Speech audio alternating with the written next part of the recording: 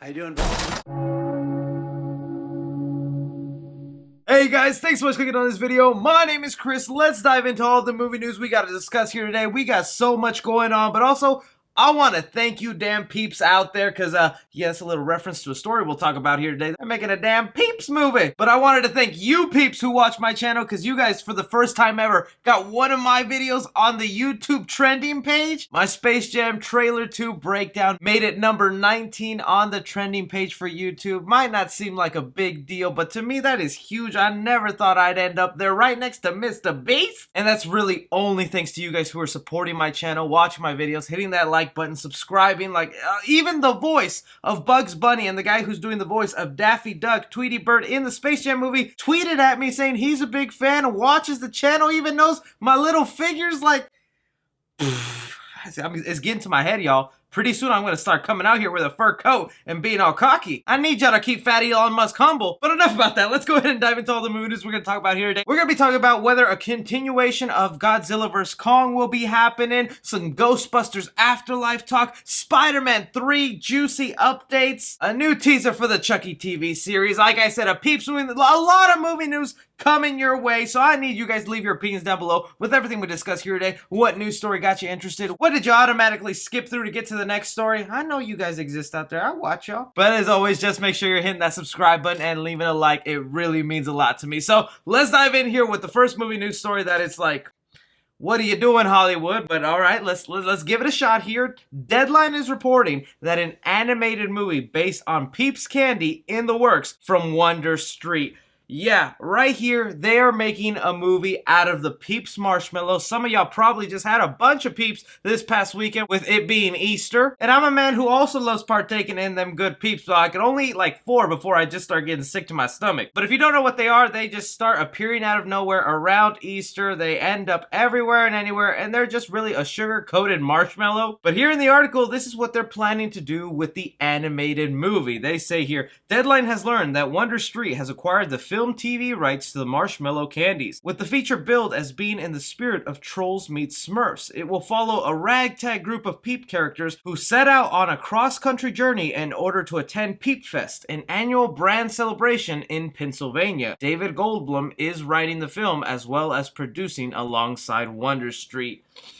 If you're really pitching this movie and you're like, Trolls meets Smurfs, Hollywood gold. You already done peeped up. Now, even though I am knocking on this right now, I am a firm believer that you could make a good movie out of anything out there if you put the right story, the right characters, the right people behind it. Anything can be a good movie, but you gotta admit, when you hear something like a marshmallow candy being turned into a movie, it's like, how is that gonna work? The story they have here where it's a bunch of Peeps headed to a convention where they're celebrating their brand as an annual thing, that could be a lot of fun depending on the type of Peep characters you add in there. I'm sure it'll all just be stereotypical characters, a smart one, a funny one, a mean one, a dumb one. It'll probably also just be star-studded with a bunch of famous celebrities voicing these Peeps. So we'll see what happens with this. As of right now, I'm gonna hold my judgment till I see a little more of what's going on. But how do you guys feel about Peeps being turned into a movie? You know they're gonna release this on Easter weekend, and it'll probably end up making a lot of money.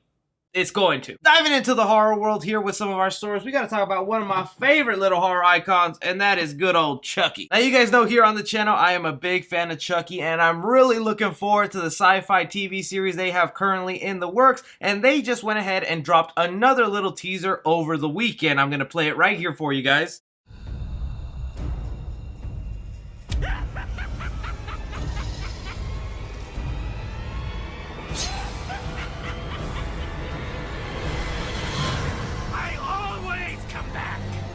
That right there is the mechanical animatronic being built for the Chucky TV series, along with past dialogue that we've heard from previous Chucky movies. That line in particular from Bride of Chucky, where he's in his grave. I really like how they're dropping little teasers here and there for this Chucky TV series that'll follow Chucky in his childhood hometown, returning to get revenge on someone that wronged him in the past. But right here, what I'm loving about it is that they're keeping the practical effects aspect. I mean, even just seeing this animatronic swing around a kitchen knife gives me goosebumps goosebumps. That face when they turn it around, it lets you know that there's love being put into this TV series. Also lets me know, since they're building a new animatronic skeleton for this doll, we can definitely expect a new looking Chucky doll for this TV series. Chucky has looked very different in all his previous incarnations. My favorite appearance is in Child's Play 2. That is just when the boy looked fantastic. That's also why I was so happy to get this version of the Chucky doll where he's from Child's Play 2. I unboxed this in a previous Child's Play update if you want to watch that. But still, just something to continue the hype up for the Chucky TV series. Are you someone who's going to be watching that show, or are you not a fan of Chucky at all and you're just going to be skipping this? One movie I really do hope we come to see this year is Ghostbusters Afterlife. Ghostbusters Afterlife luckily was one of those movies that we thought we were about to get before the pandemic, so we got a trailer release. It looks absolutely fantastic, a nice refresher for the franchise, and could be exactly what the fans want. And we just got a little update from Bill Murray himself that I think should continue that hype up and make you want to see this movie come this fall, even about how much screen time he has in the new movie. He goes ahead and says when talking to Collider, I think he's really got something. Talking about the director Jason Reitman, it was hard. It was really hard. That's why I think it's gonna be good. We were just in it for a little while, but it was physically painful. Wearing those packs is extremely uncomfortable. We had batteries the size of batteries. They now have batteries the size of earrings. It's still really heavy thing to wear all the time. The special effects in this one are a lot of wind and dirt in your face. There was a lot of going down and getting back up. It was like, what is this? What am I doing? These are like Bulgarian deadlifts or a Russian kettlebell. Getting up and down with these things on my back, it was very uncomfortable. Usually when something has a very high misery quotient, something comes of that and some quality is produced that if you can capture it and project it, comes on the screen and affects you. I think it comes out sometime in the fall. They've delayed it for a year or a year and a half, but I'm glad they did. It will be worth seeing. Those are words right there from Bill Murray himself, a guy who's just straightforward and says what he thinks, saying right there, look, it was a pain in the butt filming this thing, having to wear that proton pack. It's heavy. I had to get up and down, wind and dirt thrown in my face. That should let us know the OG Ghostbusters are definitely involved in a big final battle that probably is going to be epic. If they had Bill Murray going up and down from the floor and doing his own stunts, poor guy, he's really pulling through for us Ghostbuster fans. The only sad part here is he does mention we were just in it for a little while, so don't expect the OGs to be in the movie a lot. But I mean, even for Bill Murray being on set for maybe like a week, they can really use that footage to their advantage, where something like Robert Downey Jr. in Spider-Man Homecoming, where the man was really only on screen for a total of 10 minutes. But because of the way they divided Robert Downey Jr. throughout the movie, in the beginning, in the middle, and then at the end, he feels like he's a big part of it. They could do sort of the same thing here with the OG Ghostbusters, where maybe they only filmed a little bit of stuff, but if they sprinkle their scenes all throughout the movie, it feels like they're a big part of the film. Either way, just seeing the OGs come together, fight off one big monster, hopefully no one bites the bullet, and it's just them passing the protons off to the next big Ghostbuster, someone like Paul Rudd, I think has me pumped and really wanting to see this movie. Just knowing they're gonna suit up, I think is gonna be awesome. Does what Bill Murray says about Ghostbusters Afterlife hype you up? Before we get to talking about some Spider-Man 3 news right here, we had to talk about the big moneymaker that was this weekend of Godzilla vs. Kong. Okay, some of you guys have probably already heard it. Godzilla vs. Kong absolutely dominated at the box office this previous weekend. Heck, their movie is even the thing responsible for a lot of studios now feeling more comfortable releasing their films in this time, because it's like, hey, people actually showed up, and when we have the rule of limited capacity, it still managed to make so much money. Like, as of right now, me filming it, the movie has crossed over $300 million worldwide, where Godzilla King of Monsters in total, for being in theaters for like 3 months, 4 months, made $386 million. So one, that lets me know people really wanted to see Godzilla vs. Kong. This could have been an $800, $700 million movie. But the other reason I'm bringing this up and the success for Godzilla vs. Kong is because the director Adam Wingard did go ahead and let us know that he did film a post-credit or after-credit scene for the movie that he removed. He went ahead and said exactly, we actually did shoot a post-credit scene, but we ended up using it in the movie because we shot it while we were making the film and we realized we need a scene at the end of the movie. we had this footage, we were like, wait a minute, if we actually change this thing about this footage we originally shot for a post-credit thing, we can actually use it in the movie, and it's really effective. We kind of sacrificed our post-credit scene, which makes sense because honestly, it's not even like a post-credit scene. It's teeing up anything specific. It wasn't like saying this is definitive, this is definitely where the MonsterVerse is going next. Continuing on, saying the MonsterVerse is at a crossroads where audiences need to vote if they want to see another one of these films before they continue.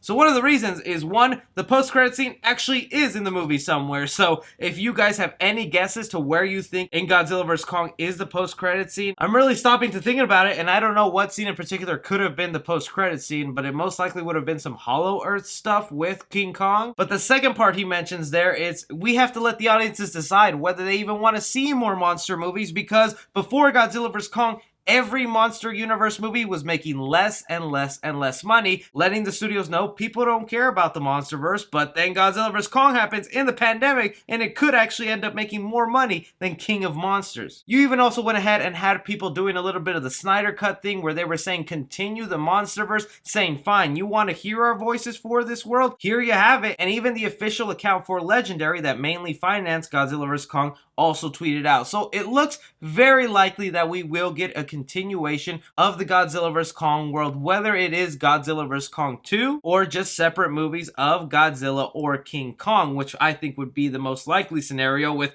us having a movie of King Kong on Hollow Earth. But then what do you do with Godzilla? He's already fought Ghidorah. Is there something else out there he could do? I think they've teased now in both movies that a Mothra baby egg is out there. I wouldn't mind if the movie is maybe a more personal story with Godzilla going to find that Mothra egg and take care of it for his once friend. So with the box office and them planning a post-credit scene for the movie, it lets me know a sequel to this world is coming, but I want to throw it off to you, monster fans. What do you want to see be done in the movie sequels for King Kong or Godzilla, or heck, just another Godzilla vs. Kong 2? Alright, getting on to some Spider-Man 3 talk. We have two big juicy updates concerning Spider-Man 3, some that could give us some false hope. The other is a set photo that really makes us wonder what could this possibly mean for Spider-Man No Way Home. So the first thing is probably something you went ahead and heard online about, is that the Spanish voice actor that does the dubbing for Tobey Maguire, what this means is whenever they translate a movie to Spanish for Hispanic audiences, this actor, Roger Pera, is the one who voices Tobey Maguire, and he has for all the three films in Sam Raimi's trilogy. And during a YouTube interview, he confirmed that he is set to come back and do some work for Spider-Man No Way Home, saying, yes, this is going to happen. I don't know when, but we are going to work on it. Saying he will lend his voice again to cover somebody in Spider-Man. Now, everybody immediately was like, okay, connect the dots. He's Tobey Maguire's guy, and usually these guys keep working on the same actor for all these movies. So there's another big clue and hint that the Spider-Verse is actually happening. Then